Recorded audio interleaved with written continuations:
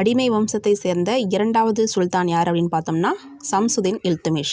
ஐபக்கின் அடிமை, அதாவது குத்புதீன் ஐபக்கோட அடிமையாக இருந்தவர் தான் இல்துமிஷ். ஏன்னா குத்புதீன் ஐபக்கோட மகனான ஆரம் ஷா வந்து திறமையற்றவராக இருந்ததுனால அவருடைய அடிமையான இல்துமிஷ் வந்து ஆட்சியை பிடித்திருப்பார்.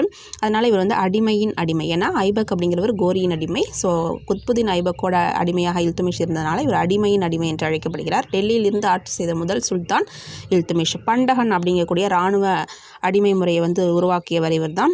இக்தாக்கள், அதாவது இராணுவ வீரர்களுக்கு நிர்வாகத்தையும் பொறுப்பையும் கொடுத்துட்டு அவங்களுக்கு வந்து நிலமாக இக்தாக்கள் எனக்கூடிய நிலங்களை வந்து பிரித்து கொடுத்துருப்பார். சஹல்கானி என்று சொல்லக்கூடிய 40 தின்மர் குழுவை உருவாக்கியவர் இல்துமிஷ்.